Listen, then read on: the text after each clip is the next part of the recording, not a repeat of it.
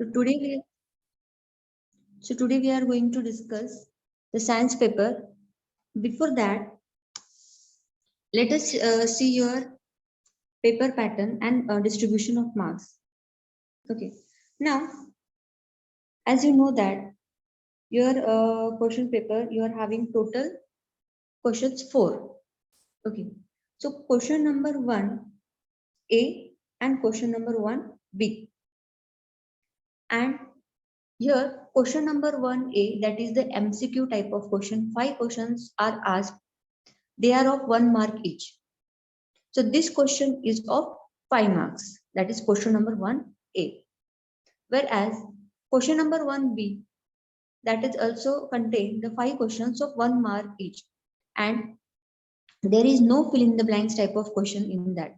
And this question is also of 5 marks. So in all, your question number 1 will be of 10 marks. Okay. So question number 1A for 5 marks and B for 5 marks. So total question number 1 is of 10 marks.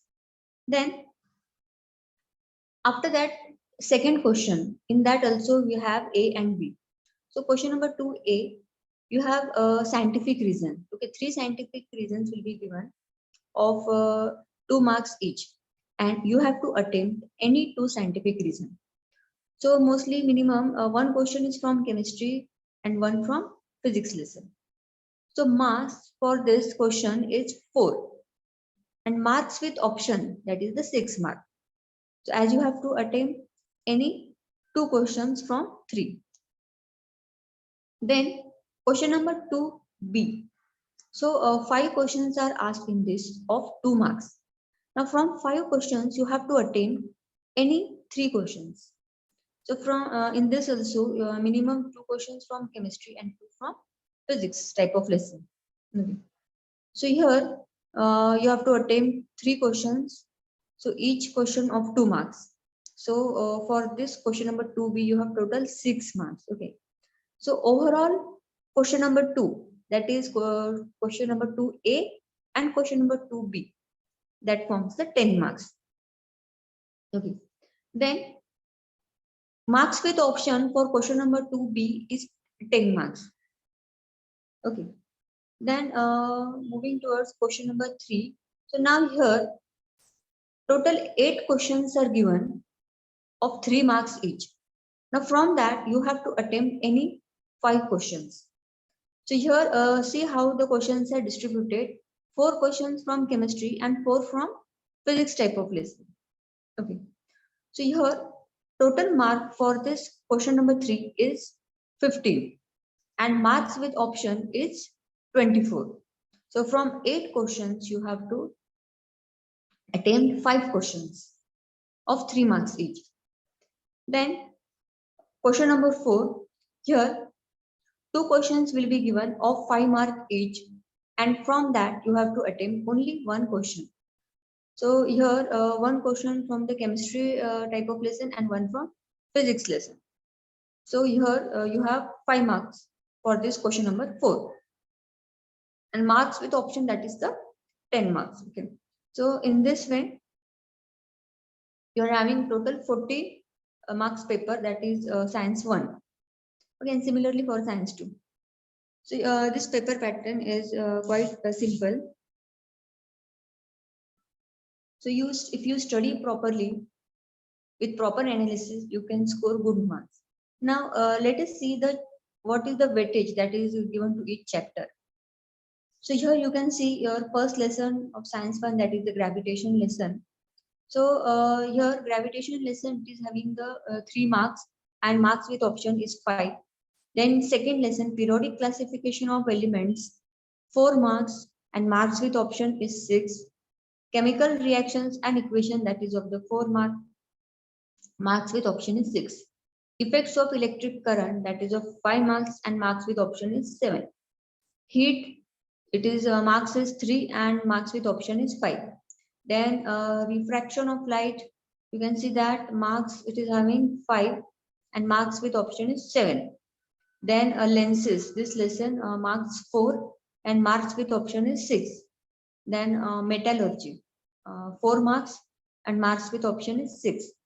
Carbon compounds for 5 marks and marks with option is 7.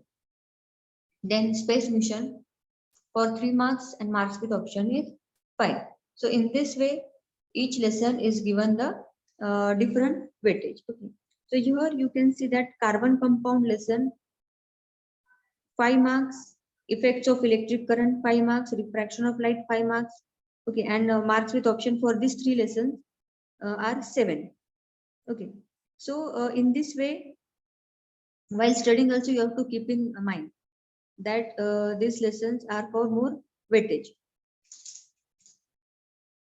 Then there are some instructions that you need to follow while writing the answer, because otherwise what happens, you study very well, but if you don't know how to answer the paper, then you can lose your marks for that.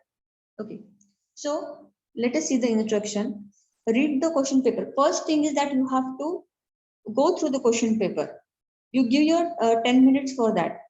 Okay, and another thing is that you have to understand that question, what is asked. Otherwise, what happens in hurry, you just read the question very quickly and you answer that. And afterwards, you realize that you have written the wrong answer. So you have to understand the question. Then decide which question you are going to attempt. Okay, so the questions, you know that you will answer it nicely. You have to decide which questions you are going to attempt. Then try to attempt the questions you know the best. Got it? When you start attempting one main question, see that you attempt all the sub questions together. Yes. So when you attempt one main question, so if it is having the sub question, you attempt all that sub questions together. Otherwise, what happens if suppose particular question is there? Suppose question number 2A 1. In that also, if you have the sub questions A, B, C, you will attempt the A part and B part will be on the another paper. So whatever the sub questions are there, you attempt it all together. Okay. Then write the answer to new question on new page.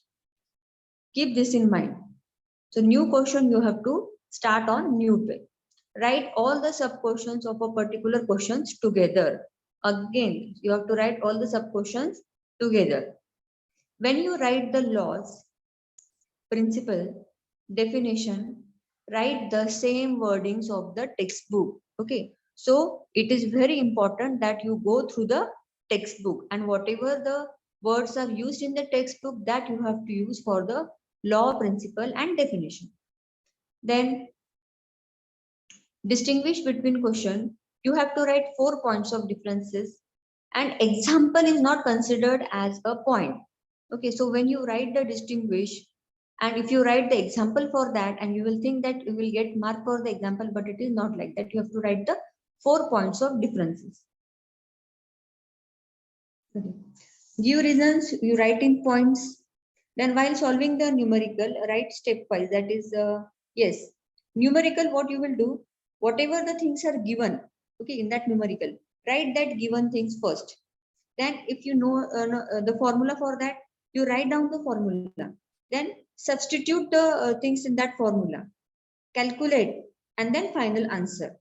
Okay, so in this stepwise you have to write how you do in the mathematics. In the same way you have to solve the numerical. Okay, first write the given things, then write the formula, substitute, calculate, and final answer. And you can underline the final answer. Then extra questions also to be attempted along with the main question number. Yes, you can attempt that extra questions.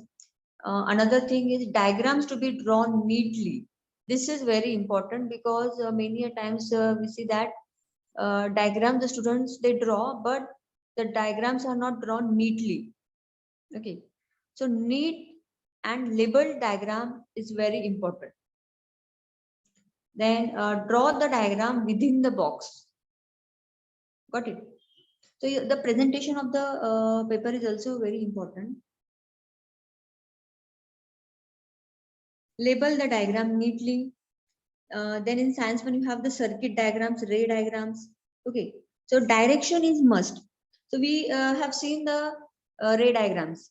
Okay, for lenses also, refraction of light lesson. Okay, so there students, they draw the diagram, but you do not show the direction, in which direction that ray is going. So you have to show that even in the circuit diagram. Then if symbols are involved in the diagram, see that you explain the symbols. Okay, so you have to explain the symbols also. So mostly in the effects of electric current, there are some symbols are there. So if such type of question comes, you have to write that symbols also. You have to explain that. Then for array diagrams, following information should be present below the diagram. Yes, whenever you draw the ray diagram, at that time you have to see that you give the information about that ray diagram, that is the position of the object, position of the image, and nature of the image. Okay, then we will start discussing your question paper. So instructions, all of you must have read on the question paper. All questions are compulsory. Scientifically correct label diagram should be drawn wherever necessary. Use of calculator is not allowed. The numbers to the right of the question indicate full marks. In case of MCQs, that is question number 1A, only the first attempt will be evaluated and will be given credit. Okay. So whatever answer you are writing first, that will be evaluated. Then for each MCQ, the correct alternative, that is A, B, C, D, with sub question number, is to be written as an answer. So your example is given. Suppose one answer is, four options are there, right? Suppose A, B, C, D is the option. From that, if A is the correct answer, then you have to write that option. Okay, like 1A, 2B. Okay, so still we observe that students don't write the option number, instead they write the correct answer. So here it is expected to write the correct option number, that is alphabet, whatever it is there. Okay, now let us see the question number 1A. Write the correct alternative. Okay, now if the object is placed at infinity, the image formed by the convex lens is, okay, so in the lesson, that is the lenses, you might have studied all the ray diagrams, right? So here, if the object is placed at infinity, now as we have already seen that for ray diagram, position of the object, position of the image, and how the nature of the image, that we have to study. So here, if you draw the ray diagram for this, if the object is placed at the infinity, the image formed by the convex lens, it is real and inverted image. Okay, so the correct answer is option B. Now there I have written how you have to write the answer, that is option B. Okay, so you are going to write for 1, the correct answer is option B. Okay, so this is the correct way, and don't write directly the answer, that is real and inverted. No, this is wrong. You have to write in this way. Okay, so your first answer is, if the object is placed at infinity, the image is formed by convex lens is real and invert. Then second one, while observing the gradation of the halogen family at room temperature, dash is in the liquid state. So you are having the 4 options, that is the fluorine, chlorine, bromine, and iodine. So the correct answer is bromine. So this is option C. So you only have to write for second answer is C. Then third one, dash is revolved in the low Earth orbit. Okay, so space mission lesson we have studied, that is a high Earth orbit, middle Earth orbit, and low Earth orbit. Okay. So here International Space Station, it is in the low Earth orbit. So correct answer is option A. Then fourth one, in cold regions, the pipes for water supply break because. So here again you have the four options. Volume of water increases at 0 degrees Celsius. Volume of water decreases at 0 degrees Celsius. C. Air pressure. D. Corrosion. So correct answer is volume of water increases at 0 degrees Celsius. Then fifth one, to repair the watch, watchmaker place the watch. Here you have four options: at infinity, close to the lens, zero distance, at anywhere. So here you have the answer, that is option B, close to the lens. So here in the question number 1A, this five questions, that is MCQ type of questions, you have to write the answer, only the option you have to write. Okay, don't write this complete words. And for this type of questions, you need to read the textbook. Then you can answer this type of questions. Then question number 1B. So this is also of the 5 marks. Okay. So we have true or false. First one, that is true or false. So escape velocity depends only on the mass and size of the object. So this is false. Okay. Escape velocity does not depend on the mass and size of the object. So the given statement, it is false. Then second one, that is the complete the correlation. Now myopia. In myopia, the images formed in front of the retina. Then what will be for the hypermetropia? Okay. So here one correlation they have given for myopia, that image formed in front of the retina. So we have to find for the hypermetropia. So the answer is, it is behind the retina. Got it? Then third one, find the odd one out. Now here you have given, that is HCl, then CH3COOH, H2SO4 and HNO3. So all these four are acid. Okay.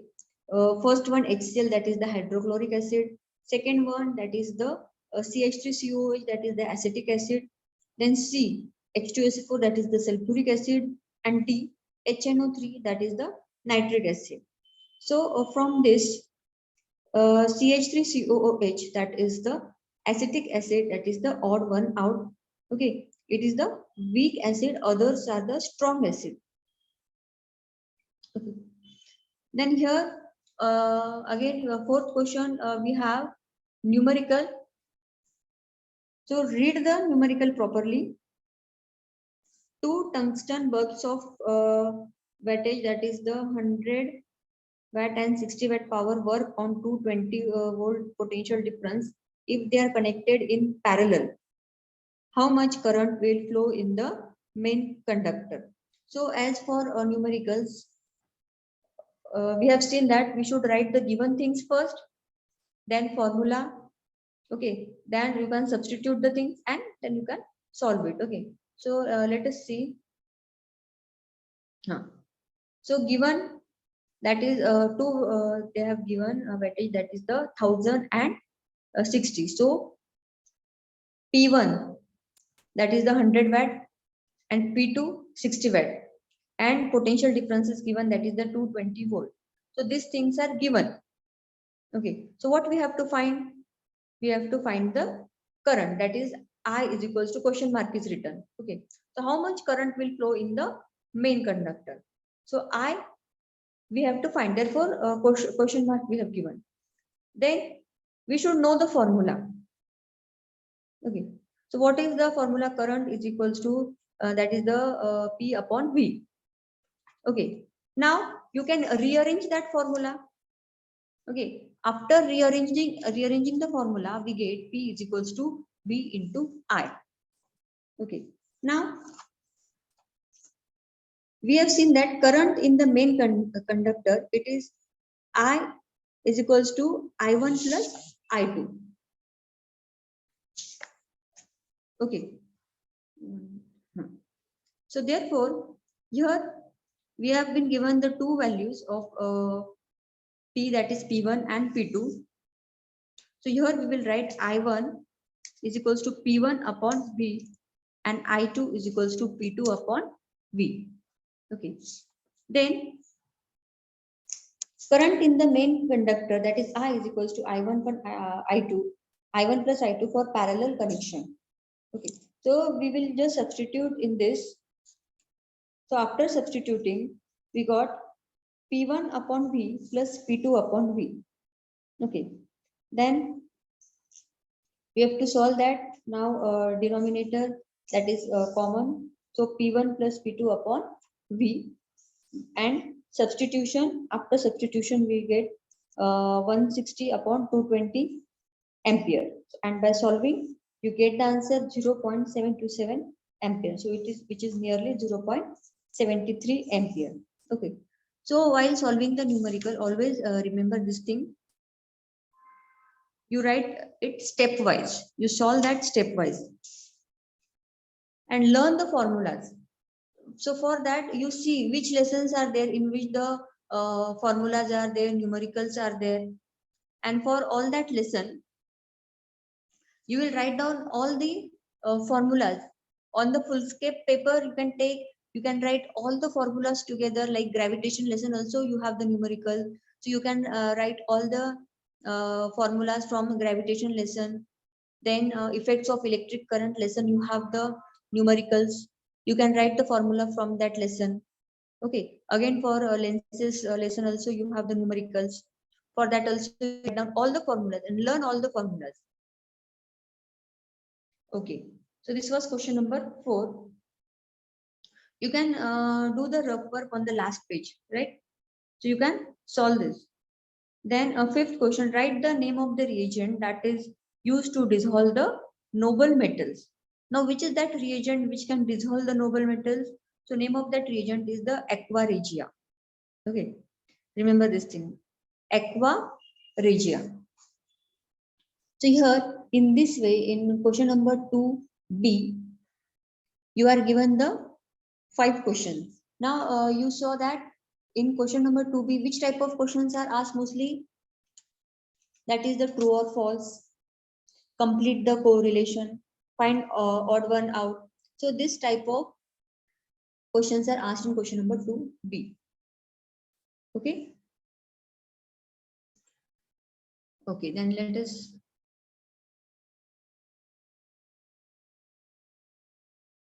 move towards another question. Question number 2A, that is scientific reason. Okay, so you have to attempt 2 questions from the 3 questions that are given for scientific reason. Okay, now let us see one by one. Now, the first question, first give reason that is given. During winter season, you may observe water droplets collected on the glass of vehicle. Yes, isn't it? We observe this thing, that during the winter season, the water droplets are collected on the glass of vehicle. So why that water droplets are collected on the glass of the vehicle, that we should be able to answer.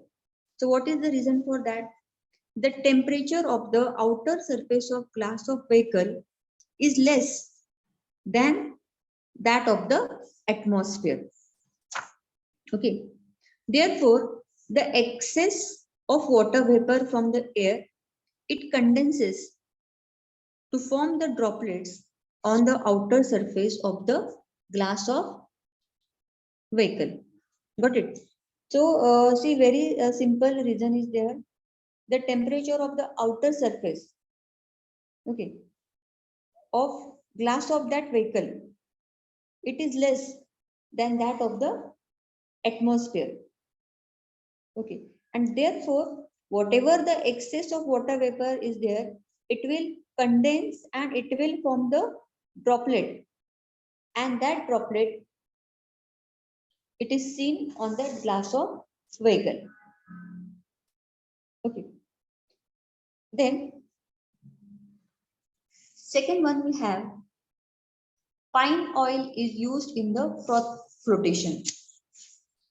Now, this is from your metallurgy lesson, this question, give reason. So what is the reason that pine oil is used in the froth flotation? So here, in the concentration of an ore by froth flotation process, the ore is mixed with water, okay, and pine oil. So when air is bubbled through the mixture, a froth is formed. The mineral particles in the ore are preferentially weighted by the oil and float on the top in the froth. Okay. The gangue particles are weighted by water and settle down. Thus, the minerals can be separated from the gangue and the ore is concentrated. So what is the main purpose? We can separate the mineral from the gangue by using this pine oil. Okay. So whatever that ore is there, it is mixed with water and the pine oil, and air is bubbled through that mixture. So what happens because of this? The froth is formed, and the mineral particles are weighted by the oil, and they float on the top in that froth, and they can be collected. And the gangue particles, they are weighted by water, and they settle down. So in this way, we can very easily obtain the mineral. So this is the reason why pine oil is used in the froth flotation. Okay. Now a swimming pool appears shallower than its actual depth. Okay. So you have studied refraction of light lesson, that when light rays travel from one medium, or we can say one transparent medium to another transparent medium, it changes its direction, right? So here also we have the same reason. When light rays travel obliquely from an optically denser medium, so here in this case we have a denser medium, that is water, okay, to an optically rarer medium. So the rarer medium here is air, okay. So they bend away from the bottom of a swimming pool or water tank appears raised to an observer standing near the edge of the pool or the tank. Got it? So you have studied all the things about the refraction.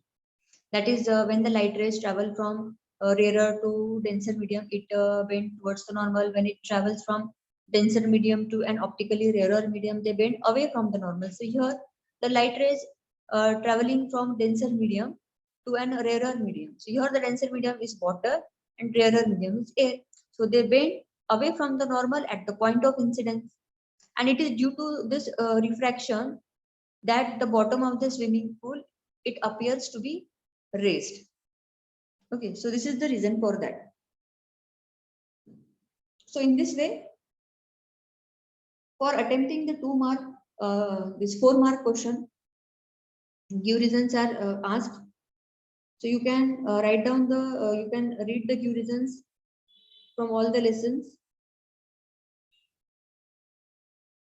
Okay. Then question number 2B. Okay, so here 5 questions will be given. You have to attempt any 3 questions. Okay, so for that 3 questions, you will get 6 marks. Okay, now let us see the first question. Okay, if the value of G suddenly becomes twice its value, it will become 2 times more difficult to pull a heavy object along the floor. Why? Now, see students, this question, if you don't understand, you read it again and try to understand the question what is asked. If the value of G suddenly becomes twice its value, okay, means it becomes twice whatever its value is, then it will become 2 times more difficult to pull a heavy object along the floor. So why? Okay. So let us see. The weight of an object is defined as the force with which the earth attracts the object. Okay. So it is given as W is equals to F is equals to M into G. Okay, mass into acceleration. The weight of an object depends on the mass of the object and the value of acceleration due to gravity. Okay, so here you can see in the formula that is W is equals to, that is also equal to force. Okay, is equal to mass into acceleration due to gravity. So here you can see that the weight of an object depends on the mass of the object and the value of acceleration due to gravity. Now, if the value of G doubles, the force with which the earth attracts the object also becomes twice. What it means, if you double the value of G, then the force with which the earth is attracting the object towards itself, it also becomes twice. Okay. Thus, the object becomes twice as heavier. What it? The object will become twice as heavier, making it harder to be pulled along the floor. And therefore, you can see that if the value of G becomes twice its value, it will become 2 times more difficult to pull a heavy object on the floor. So here, while answering this, what you should know that work, it is nothing but work is equal to force is equal to mass into the acceleration due to gravity. And here, this weight of the object, it depends upon the mass and the acceleration due to gravity of that object. So if the value of G, if you double that, then the force with which the earth attracts the object, it also doubles, and thus the object becomes twice as heavier, and it will become hard to pull along the floor. So in this way, you have to write the answer. Now, next question. Name the following diagrams and explain the concept behind them. So this question is of your effects of electric current. Okay. So you observe this diagram properly. Okay. And just see what is asked in the question. So in the question, it is asked that you have to name these diagrams and explain the concept behind them. So let us see. So diagram A, this diagram.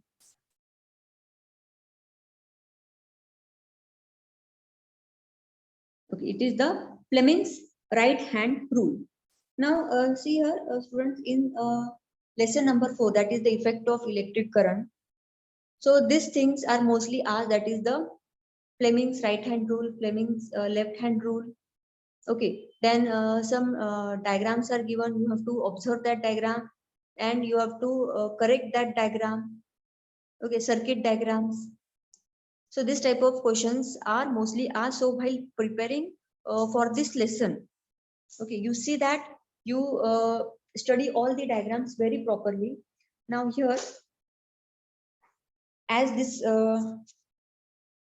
diagram is given, and you have to observe that diagram and name that diagram. Okay, so here a diagram, that is the Fleming's right hand rule.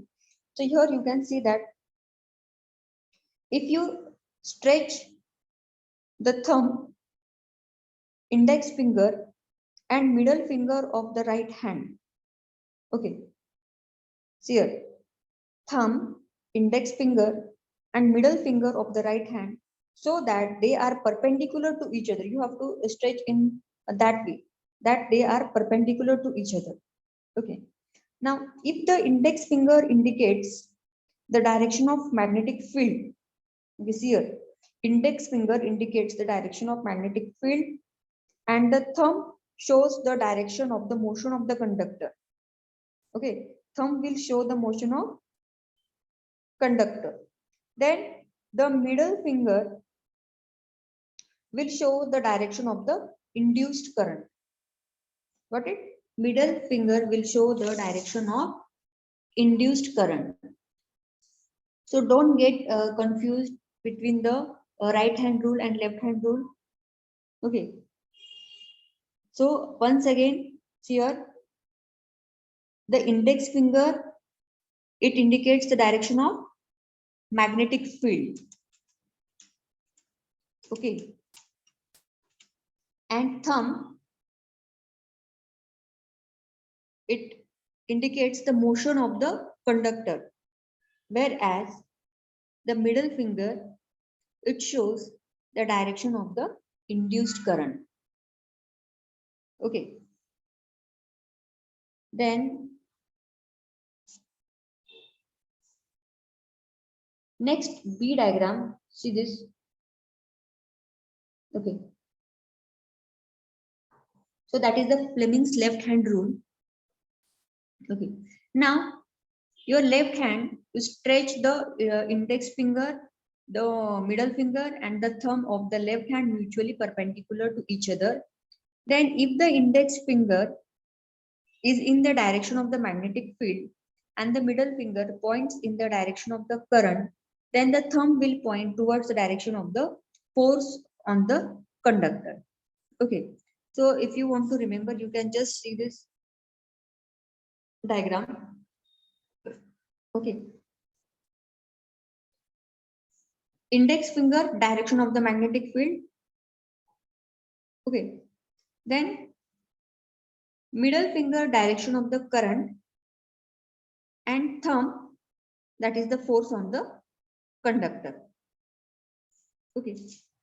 So this type of questions are asked. Observe the diagram and answer the following. Then next question we have, explain the similarity and difference in the two events, namely adding NaOH, that is the sodium hydroxide, to water and adding calcium oxide to water. Okay. So what is the similarity? Now both NaOH and CaO. Now NaOH, that is the sodium hydroxide, and CaO, that is the calcium oxide. When dissolved separately in water, solid NaOH dissolves releasing the heat, resulting in rising temperature. Okay. This reaction is exothermic reaction because that heat is given out.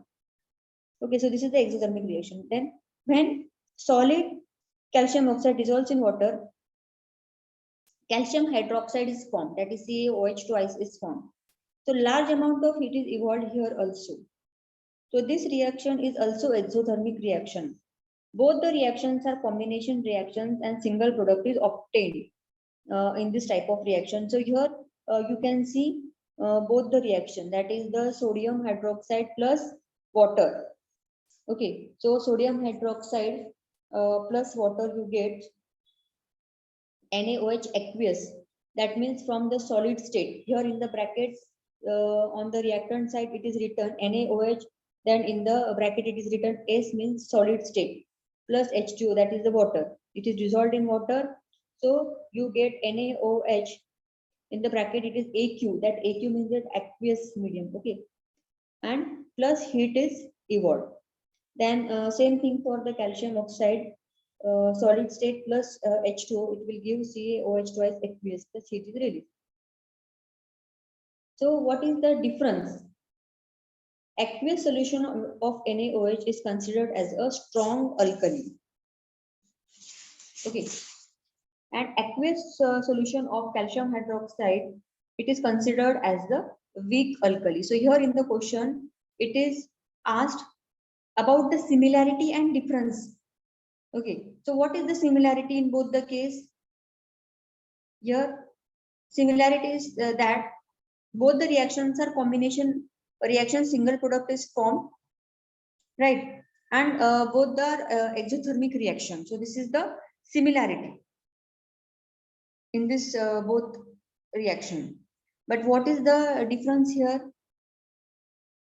That aqueous solution of NaOH, what we get after dissolving the sodium hydroxide with water. So it is a strong alkali, whereas calcium hydroxide, it is the weak alkali. Okay. Okay. So this point of similarity and difference you have to remember. Then next question, draw a neat label diagram of the Hobbs apparatus. So as I told you that you have to prepare the diagrams. Okay. So whatever the diagrams are there, that you have to practice that diagrams. So here Hobbs apparatus diagram you can see. We have the cylindrical container. Okay. Then you have the freezing flat bowl is there. Here in that flat bowl, you have the freezing mixture, that is the ice plus salt. Okay. Then you have the beaker. Then two thermometers are placed on that cylindrical container. One above the flat bowl and one below the flat bowl. So this is a very simple diagram. One or two times if you practice that, you will be able to draw it very neatly and correct. And labeling of that diagram is also important. Just don't draw, and if you don't label, you will not get marks for that labeling. So diagram with label, that is important. So this is the diagram of the Hobbs apparatus. Okay, see here once again. First draw the cylindrical container, then you can draw that flat ball, and in that flat ball you can show the freezing mixture, that is ice plus salt, you can write that. Then two thermometers you have to place.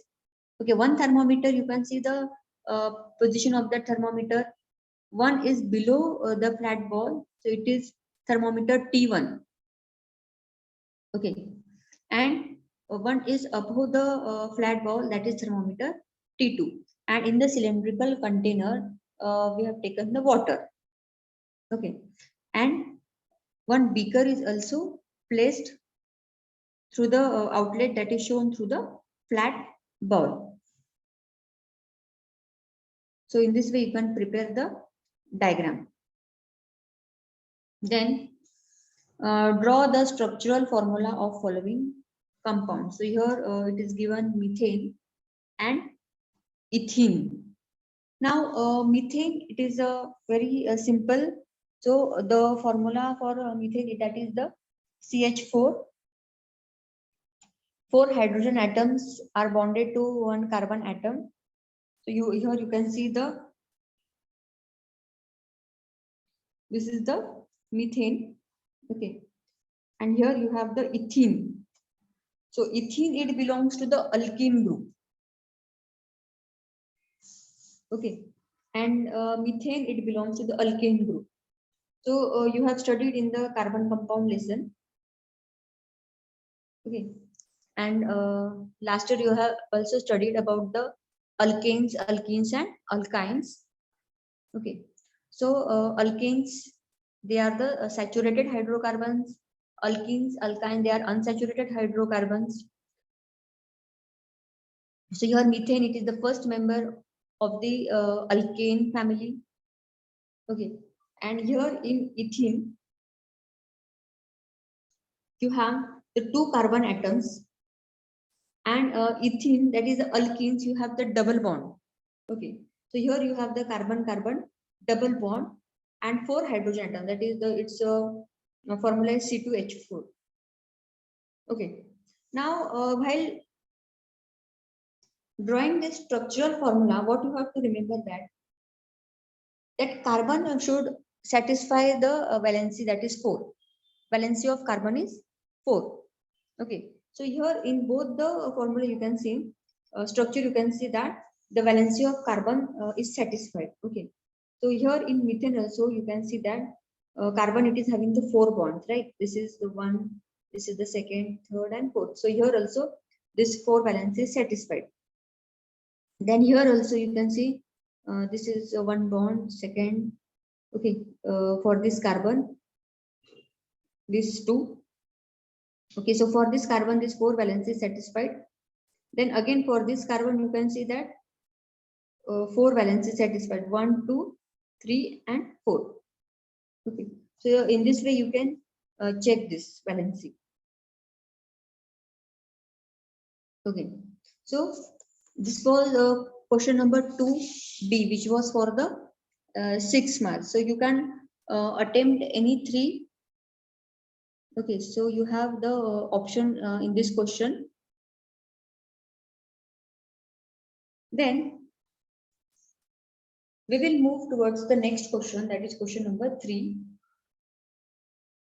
Now here you have to answer any 5 questions. Okay, 8 questions will be given.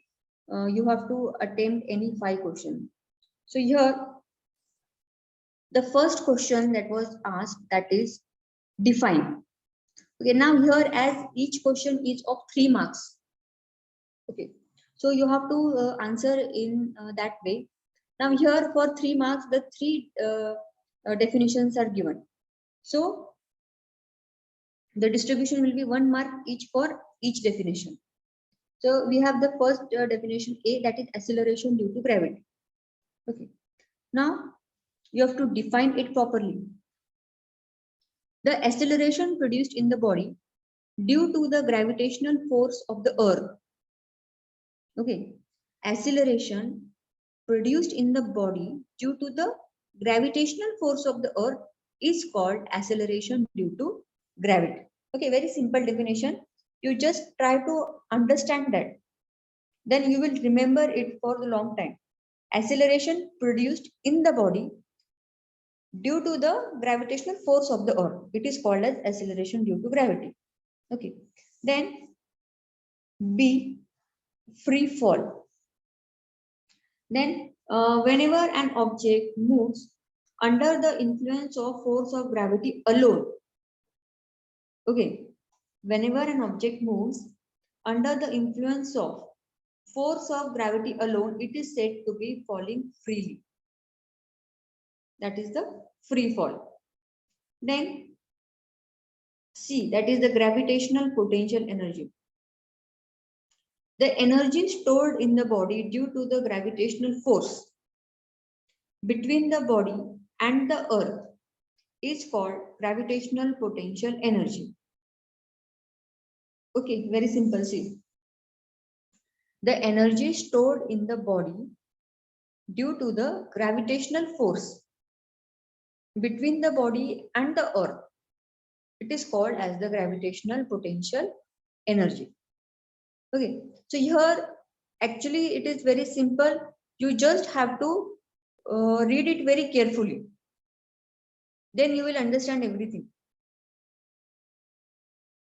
So this was your first question. So all these 3 definitions are from the gravitation lesson. Then what is second question? What is hypermetropia? Okay, list its 2 possible causes and mention the type of lens used for the correction of the defect and draw a ray diagram to show the defect. Now here also you need to read the question very carefully and see what all things are asked in that question. Okay, now see here in this question so many things are asked. What is hypermetropia? First you have to answer that. What are its possible reasons or causes? Then after that you have to write the type of lens used for the correction of the defect, and you have to draw the ray diagrams also. Okay, so now let us see what is the hypermetropia. Okay, now hypermetropia, or you also call it as the far-sightedness. Okay, so remember this alternative words also, what is called for that. Otherwise, if sometimes it is asked what is far-sightedness, then you will think that this is something different and hypermetropia is different. But for both things, it is same. Hypermetropia or far-sightedness is the defect of vision. Okay, in which a human eye can see the distant object clearly, but is unable to see the nearby objects clearly. But it distant object can be seen clearly, but unable to see the nearby object. So that is called as the hypermetropia. So this is what you have to answer first for what is hypermetropia. Then it is asked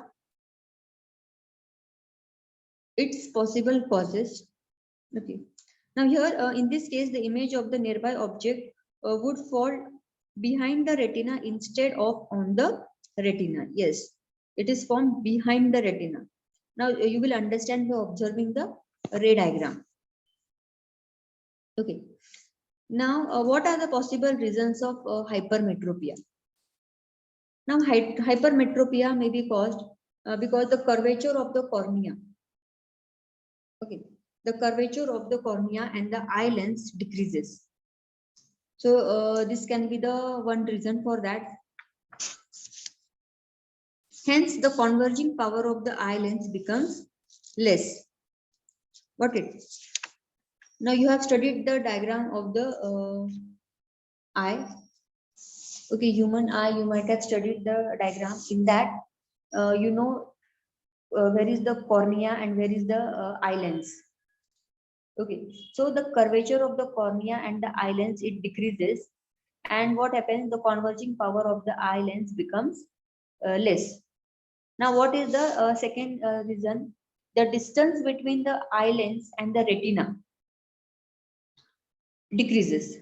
Okay, means eye lens and retina, if the distance decreases and the focal length of the eye lens becomes very large due to the flattening of the eyeball. Okay, so what happens? The distance between the eye lens and the retina decreases and the focal length of the eye lens becomes very large due to the flattening of the eyeball. So these are the some reasons for this hypermetropia. Okay, so now how can we correct this defect? Okay, so which type of lens we can use to correct this defect? So hypermetropia is corrected by using the spectacles of convex lens of suitable focal length. Okay, so this is for correction of hypermetropia. It can be corrected by using the spectacles of convex lens of suitable focal length. Now here you can see the ray diagrams. Okay. Far away objects can be seen clearly. So as we have seen that far away objects can be seen clearly, you can see that the image it is obtained on the retina. Therefore, it can be seen clearly. But for the hypermetropic eye, for hypermetropia, you can see that the image that is formed behind the retina, that do not on the retina, and therefore the nearby objects cannot be seen clearly. Got it?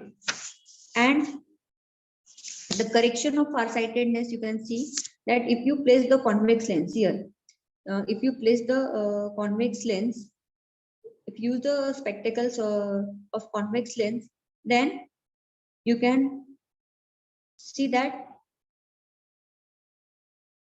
image it is formed on the retina. Okay, so in this way it can be corrected, farsightedness or hypermetropia. So remember in this type of question, okay, first thing, what is hypermetropia, that you have to explain. Second, what are its possible causes? Then what type of lens is used and the ray diagrams. So these things are important. So from this lesson, hypermetropia, myopia, this type of questions are asked and the ray diagrams you have to prepare properly. Okay. Then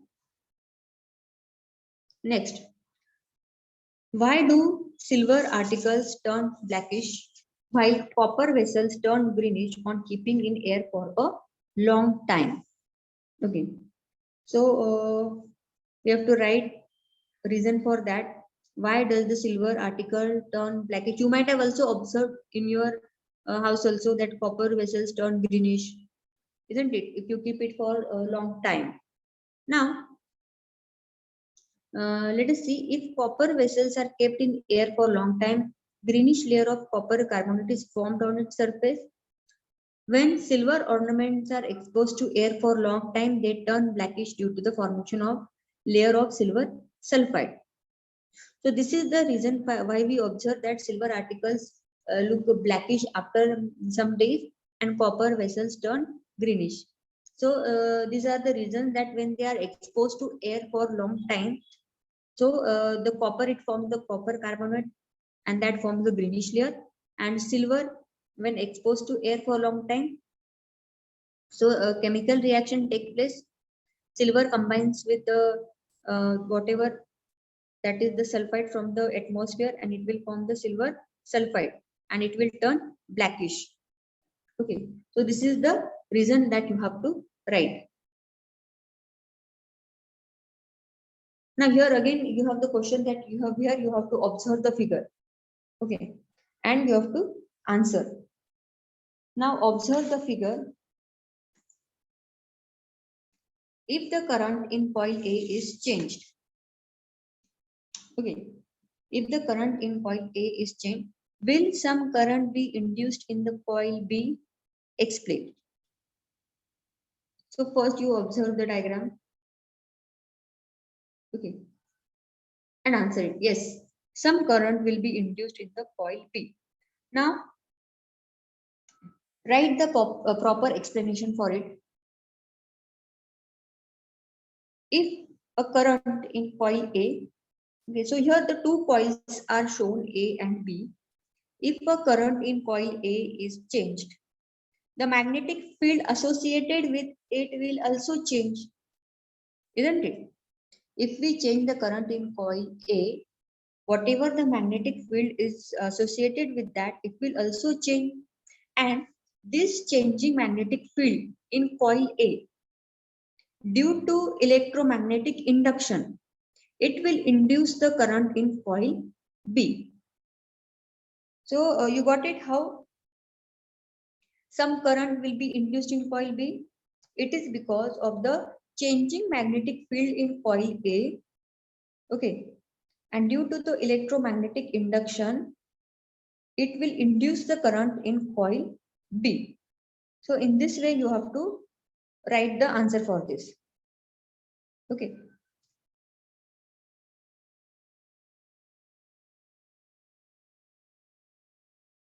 Then next question we have, what is the reaction called when oxidation and reduction take place simultaneously?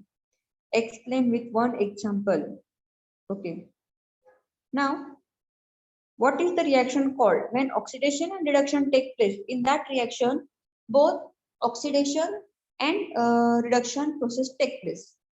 Okay. So,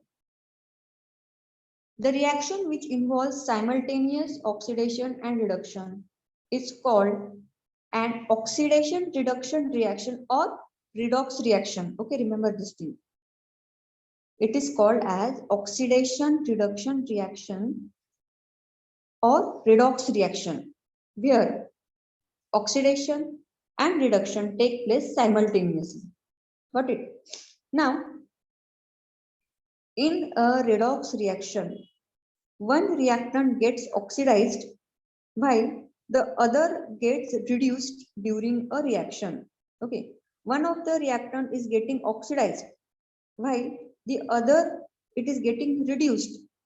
So redox reaction is the combination of reduction plus oxidation. In redox reaction, the reductant is oxidized by the oxidant and oxidant is reduced by the reductant. Now, by the example, you can understand. Now here, copper oxide plus hydrogen, H2, it is given. So here, after reaction, you get copper plus H2O. Okay. Now, here in this reaction, oxygen is removed from the copper oxide. Okay. Oxygen is removed from the copper oxide. So therefore, it is a reduction of copper oxide. Got it? While hydrogen, it accepts the oxygen to form water. That means oxidation of hydrogen takes place. Got it? the oxidation and reduction reactions occur simultaneously. Okay.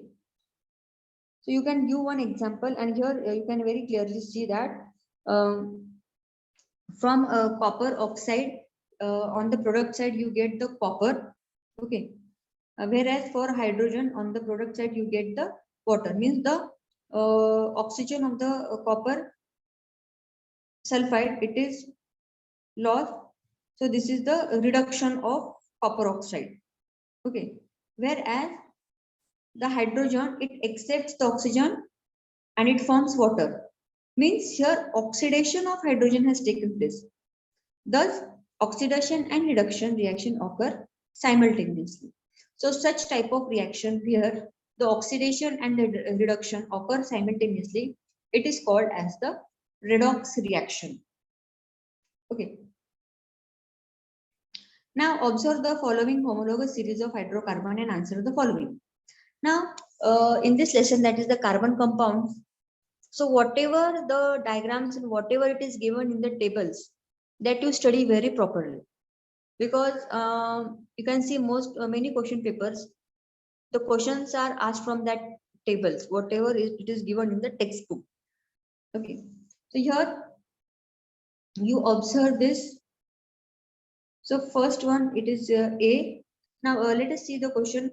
From the above homologous series, identify the saturated and unsaturated hydrocarbon. Okay, so here you can observe the A and the B figure. Now here in A you can see that all the carbon hydrogen bonds and all the carbon carbon bonds, they are single bond. Okay, single bond is present there. So A is saturated hydrocarbon, whereas in the B, at one place you can see that the carbon carbon double bond is there. So B is unsaturated. Okay, so you have to write in this way that A, it is saturated and B is unsaturated hydrocarbon. So write the names of the above hydrocarbon. So first one, that belongs to the alkane, right? Because there is no double or triple bond. Okay, and three carbon atoms are there. So first one, that is the propane. Okay, and second one, you can see that one carbon carbon double bond is there. So carbon carbon double bond means it belongs to alkene. Now as three carbon atoms are there, so this is the propene. Okay, then write the number of CH2 units, molecular formula of hydrocarbon. So molecular formula of A, that is the C3H8, and number of CH2 units. How many CH2 are there? So you can see here 1, 2, and 3 CH2 units are there in A, whereas B you have only one CH2 unit, and molecular formula of B, that is the C3H6. Okay, so this if you study this chapter properly, you can answer this type of questions very easily. Okay. Then next question, seventh one. Now it is given the three sub questions under this seventh question. Okay. So all these three sub questions you will answer together. Okay, A, B, and C. Answer it together. So A, write the name of the Indian satellite launch vehicle. So we have PSLV, that is the Polar Satellite Launch Vehicle. So you can just write this name PSLV. Okay. Then B, write the factors which determine the orbit of artificial satellites. Okay. So we have studied about this high Earth orbit, middle Earth orbit, and the low Earth orbit. Okay. So on which factors we determine their orbit of this artificial satellite? So it depends upon the height of the satellite. Okay. On depending on the height of satellite, we have high Earth orbit, middle Earth orbit, and low Earth orbit. Okay. Then on the basis of the angle of orbital plane, that means the orbital plane of satellite can be equatorial or it can be at an angle to it. So on that basis also we can determine the orbit of artificial satellite. Okay, that is the angle of orbital plane, whether it is equatorial plane or it is at some angle to it. Then on the basis of nature of the orbit, okay, whether orbital plane can be circular or elliptical in shape. Got it? So on these factors, we determine the orbit of the artificial satellite. That is the height of the satellite, orbital plane, whether it is equatorial or at an angle, and third one, that is the nature of the orbit, that is circular or elliptical in shape. Then C question, that is what is meant by the orbit of a satellite. Now this is the very simple question that is asked. Orbit of satellite, it is the path around the earth. Okay. What is the orbit of satellite? Orbit of satellite, it is the path around the earth. So for these three sub questions here, you get the 3 marks, and all these three questions are from the space mission lesson. Okay. So you can read the lesson properly. Even if you read all the lessons properly, you can answer all this type of questions. Even the MCQ questions, you can answer it very easily. Then explain the following method with a neat labeled diagram. Okay.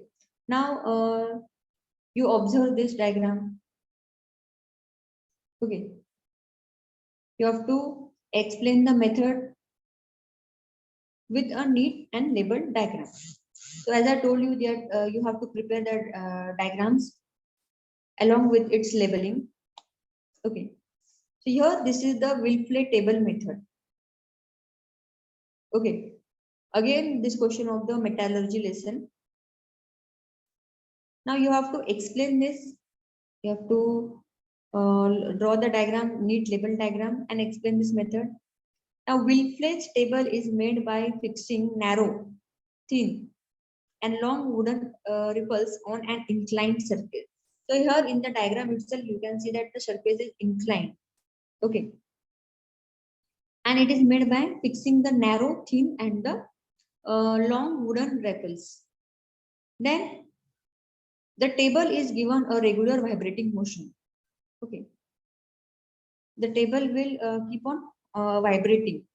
Then the powdered ore obtained from lumps of the ore using ball mill is fed on the top of the Wilfley's table.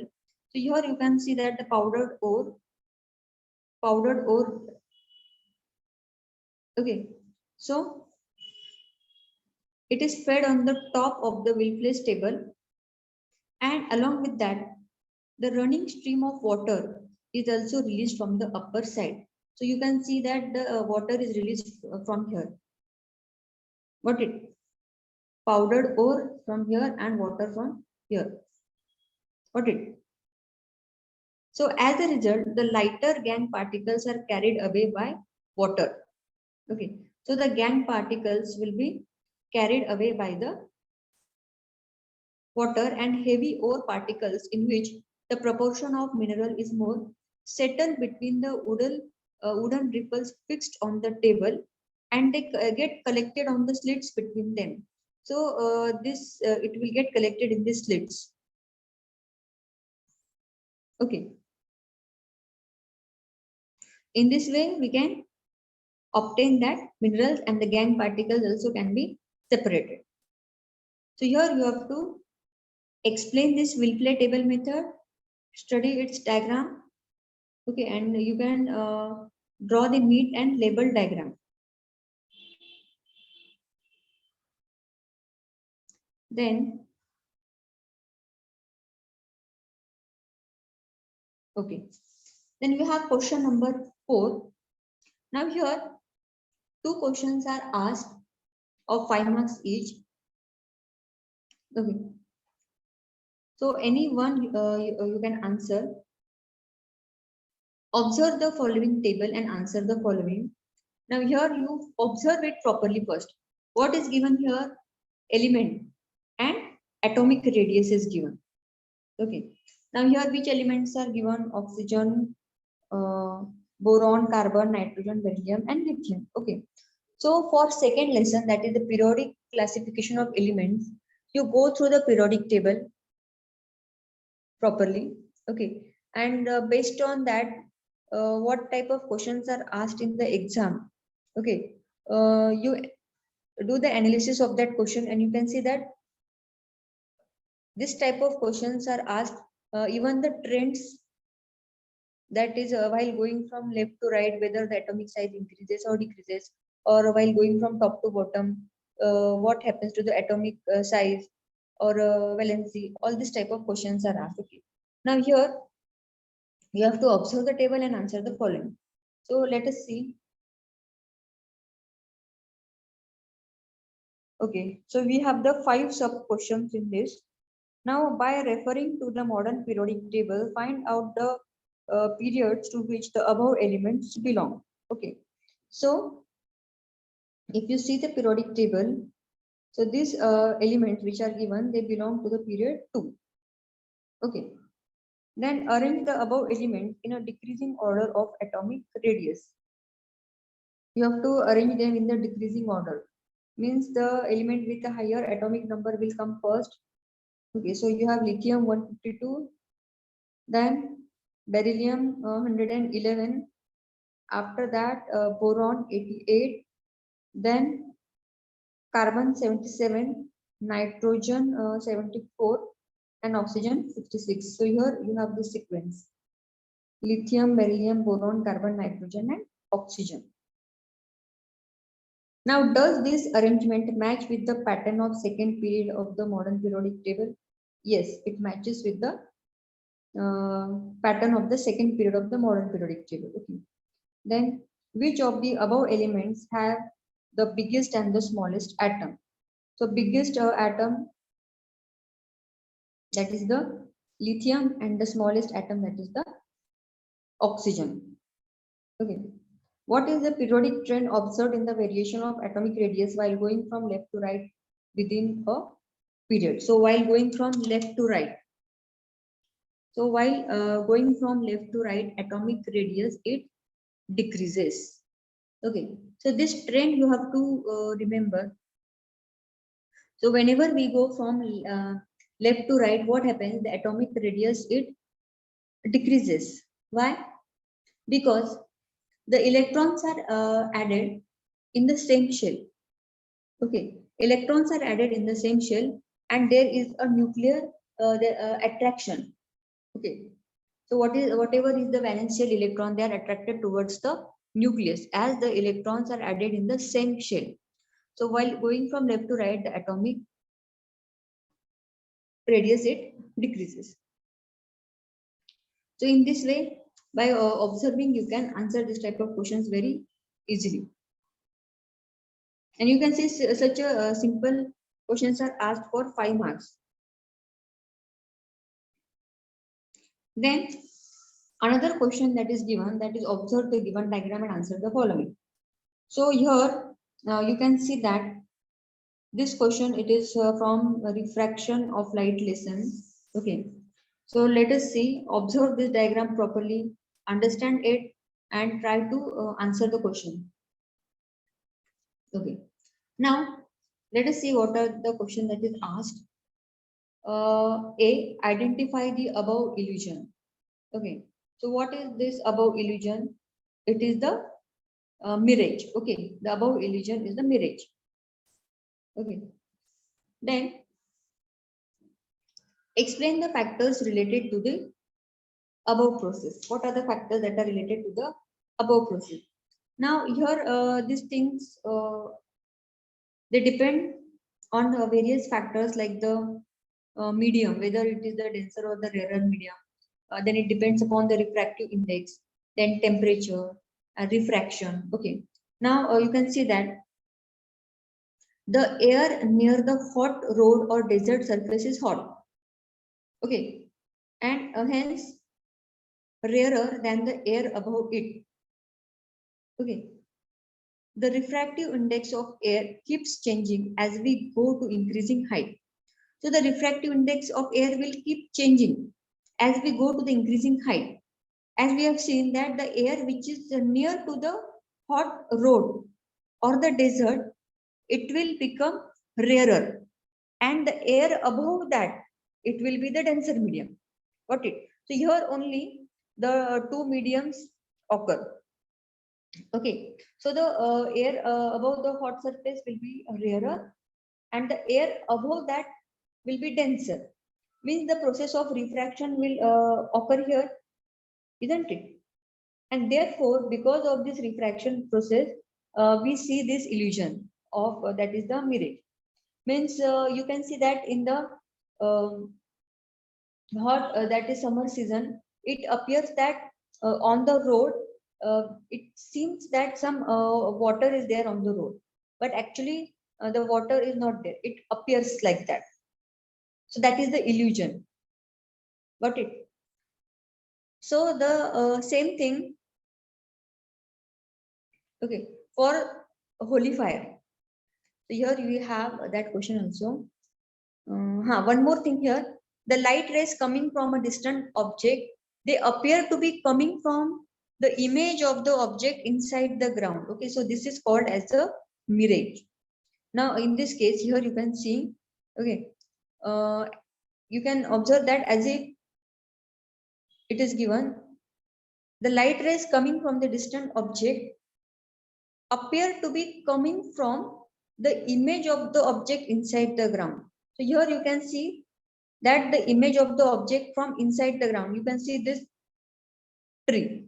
Okay, so it appears as if the light rays are coming from here. Okay, that is inside the ground. So therefore, this illusion here it is called as the mirage. Then the object beyond and above a holy fire appear to be shaking. Why? So if you have observed the objects beyond and above a holy fire, they appear to be shaking. So here also the air above the fire becomes hotter. Okay, so the same concept here. The air above the fire will be hotter, and therefore it will be the rarer medium, lighter medium. Okay, then the cool air, which will be the denser medium, which is above that hot air. Okay, remember this thing: hot air, dense. It will be rarer medium, and the cool air will be the denser medium. Hence, the refractive index of hot air is less than that of the cool air. Got it?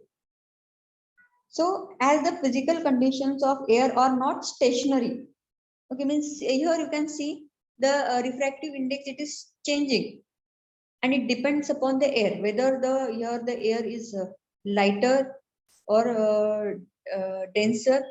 Depending upon that, the refractive index keeps on changing. It is not stationary. Therefore, the apparent position of the object changes due to the atmospheric refraction of light. So here also the refraction of light occurs. Okay, and therefore it appears that the object beyond and above a holy fire appear to be shaking.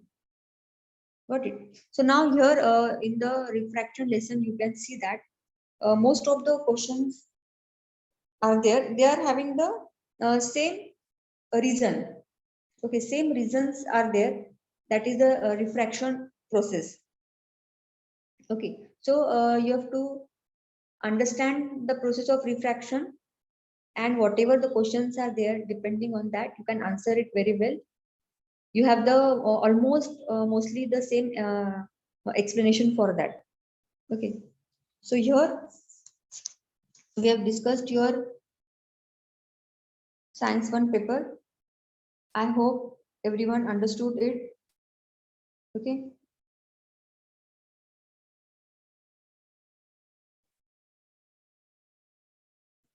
Analysis of question paper, it is very important. Okay. You have to understand from which chapter, which type of questions are asked. Reading of the lesson is very important. See, student, at least 1 or 2 times you read the lesson. Okay. By reading the lesson also, you can attempt that MCQ type of questions or 1 mark question very easily. And here you can see that even for the 3 mark question and 5 mark question, you are getting the sub questions. And that sub questions are for 1 marks. Okay. So if you read the lesson, you can attempt these questions properly and try to understand the things then it will become easy for you. Okay, and diagrams are very important. Diagrams come for drawing also. Need label diagram. You have to draw also, then observe the diagram and answer the question based on that. So this type of questions are asked, and even some questions like complete the table type of questions are also asked. That also you can prepare. Okay, so textbook is very important. Reading of the textbook, diagrams, charts, flow charts, complete the table. All these things are very important. If you prepare all these things, then it will become very easy for you. Now, anyone having any doubt regarding this?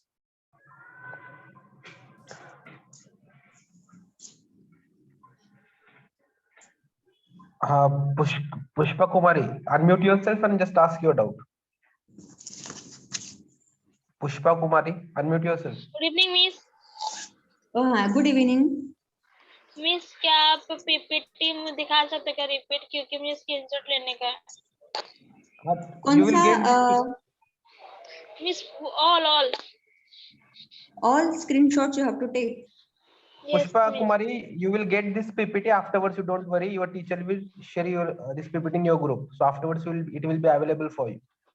Now just ask if you have any doubt. You can ask the question. Okay, thank you sir, thank you miss. Okay. Okay. Alia, unmute yourself. Alia, कल unmute yourself.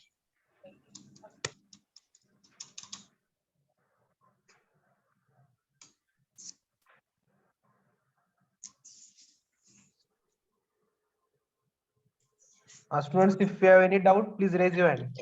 Dhaki chiki dae. Dhaki chiki. Yes. I'm not able to get the question. What you want to ask?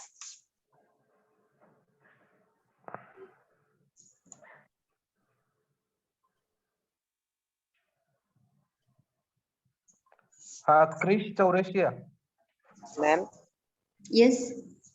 Ma'am आपने जो ये syllabus बताया है इसमें से ही आएंगे क्या बोर्ड एग्जाम में, कि अलग भी आ सकते हैं? नहीं, अलग तो ऐसा कुछ नहीं आता है। आप क्या करना है, जो कुछ भी आता है आपके टेक्स्ट बुक से ही आता है। ओके, टेक्स्ट बुक का आप अगर अच्छे से प्रिपरेशन करोगे तो आप खुद आप क्या करो, टेक्स्ट बुक सामने लो और क्वेश्चन पेपर देखो। आपको समझेगा कि टेक्स्ट बुक में जो क्वेश्चंस होते हैं या जो लेसन्स है, जैसे कि डायग्राम बेस्ड क्वेश्चंस है, ओके, या कंप्लीट द चार्ट आता है, कंप्लीट द टेबल के क्वेश्चन आते हैं। न्यूमेरिकल्स देखो, आपके टेक्स्ट बुक के सॉल्व न्यूमेरिकल्स आते हैं या तो एक्सरसाइज के न्यूमेरिकल्स आते हैं। ज्यादा से ज्यादा क्या होगा कि जो न्यूमेरिकल्स है, whatever the numericals are there, maybe some value they may change, got it, but the same type of numerical can be asked, and mostly textbook based questions are there. So first you go through the textbook, you read the textbook properly, okay, and you see that not much theoretical part is asked. Even for 5-mark question, you observe that, okay. Now this is a 5-mark question, and you can see that this question is split in the 3 questions. Understood? So in this way, 5-mark questions are asked. Got it?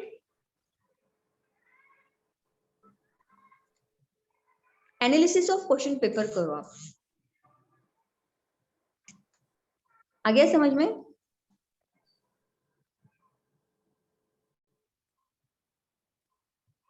Yes, can you hear?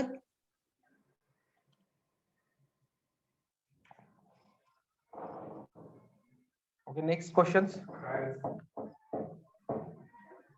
Again, if any students have any doubt, just raise your hand, means you will be unmuted.